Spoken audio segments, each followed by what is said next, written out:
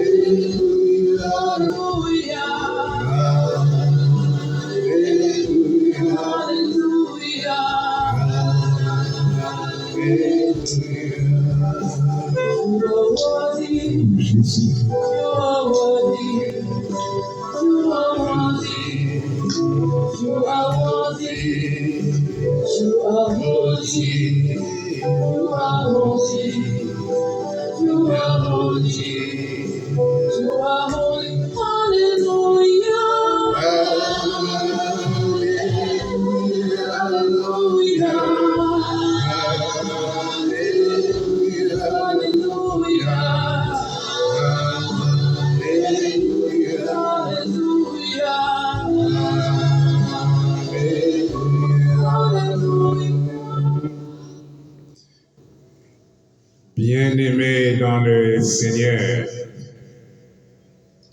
indépendamment de votre pays d'origine, votre pays de résidence, recevez ce matin nos salutations les plus chaleureuses. Au nom de Christ Jésus, notre Seigneur, qui nous a appelés des ténèbres à la lumière, en qui nous avons la rédemption et le pardon des péchés. Ce matin, je me permets de poursuivre l'enseignement que nous avions commencé hier sur le thème identifier l'âme qui repose sur Dieu. Identifier une âme qui s'appuie sur Dieu. Nous avions dit que notre âme est l'une des parties de notre être. Aussi, le siège de notre volonté, de nos sentiments et de nos pensées. Pourquoi doit-on s'appuyer sur Dieu? Simplement que notre Dieu est puissant. Sa puissance est illimitée. Notre Dieu est omniprésent, omniscient. Lui seul a la capacité d'arracher notre âme de la mort. Lui seul a la capacité de délivrer ton âme, mon âme, de la force au lion. Lui seul, par son amour, un jour envoya son Fils Jésus afin de racheter nos âmes de l'enfer. Bien-aimés dans le Seigneur, oui, nous devons nous appuyer sur Dieu parce que sa puissance est illimitée. Lui seul a le pouvoir de faire périr l'âme, l'esprit et le corps en enfer. Bien-aimés dans le Seigneur, en lisant le psaume 62, le verset 6. Le psalmiste constate l'acharnement avec lequel ses ennemis tentent de le renverser. Sans doute peut-il dire, ils m'ont haï sans cause. Jean 15, le verset 25. Éprouvant ainsi quelque chose des souffrances de Christ de la part du monde. En apparence, le croyant est sans force. Il semble prêt à s'abattre comme un mur qui penche. Mais s'il sent sa faiblesse, il s'appuie sur Dieu, qu'il établit comme des murailles d'airain.